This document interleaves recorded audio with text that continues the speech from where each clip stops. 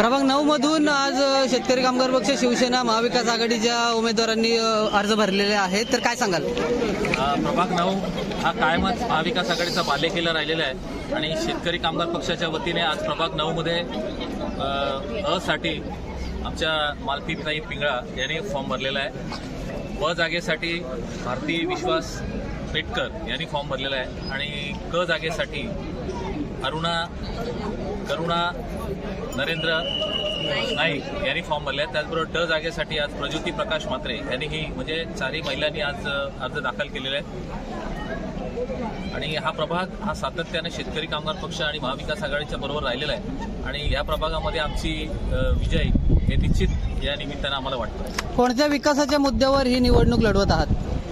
विकासाच्या मुद्द्यापेक्षा महापालिकेने जो या 7-8 वर्षामध्ये जनतेला लुटलेला आहे, मग तो प्रॉपर्टी टॅक्सचा विषय असेल, पाण्याचा विषय असेल, असुडगावच्या रस्त्यांचा विषय असेल आणि ही जी निवडणूक आहे ती गद्दारी आणि खुद्दारी याच्यावरती आहे। कारण प्रचंड मोठ्या प्रमाणावर गद्दारी, कारण आमचेच उमेदवार समोर आहेत, जे सगळे उमेदवार आता आमच्या समोर आहेत ते कालपर्यंत आमच्याशी भाषा करत होते, तुमच्या चिन्हावर लढू इथपर्यंत त्यांची भाषा होती, त्यांच्या बैठकाही झालेल्या होत्या। पण आज जनतेला सांगू इच्छितो की जे प्रामाणिक आहेत, पक्षाशी एकनिष्ठ आहेत, त्याच लोकांना तुम्ही निवडून द्यावं। कारण काय आहे, प्रचंड गद्दारी या ठिकाणी झालेली आहे। म्हणजे ते उमेदवार खरं तर अपेक्षित होतं आमच्या चिन्हावरती असतील, पण शेवटच्या क्षणी त्यांनी गद्दारी केलेली आहे। गद्दारी आणि खुद्दारी अशी निवडणूक होणार आहे। विमानतळाला दिवा पाटलांचं नाव मिळालेलं नाहीये, अद्यापही मिळालेलं नाहीये, तर त्याचा या निवडणुकीवर काही परिणाम होणार का? निश्चित परिणाम होणार आहे, कारण वळवली, टेंभोडे आणि संपूर्ण आमचे हे प्रकल्पग्रस्त गावं आहेत। सातत्यानं या एका पक्षानं जनतेच्या स्वप्नांचं किंवा जनतेला काहीतरी चुकीचे स्वप्न दाखवलेत आणि त्याचा खेळ केलेला आहे किंवा जनतेला भुलवलेला आहे। हा एक स्वप्न होतं। आम्ही स्वतः म्हणजे आमच्या पक्षाच्या सह मी स्वतः प्रत्येक आंदोलनामध्ये सक्रिय होतो।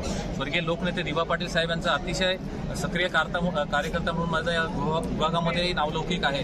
आणि जेव्हा विमानतळाचं टेक ऑफ झालं तेव्हा मला अपेक्षा होती की कदाचित यावेळी तरी घोषणा होईल, परंतु ती घोषणा फोल ठरलेली आहे। अशा प्रकारच्या अनेक घोषणा, मग प्रॉपर्टी टॅक्सची असेल, पाण्याच्या संदर्भातली असेल, अशा अनेक घोषणा यांनी दिलेल्या आहेत आणि त्या घोषणा एकही घोषणेची पूर्तता न झाल्यामुळं आमचा विजय या जनतेच्या मार्फत शिक्कामोर्तब होण्यास मदत होईल।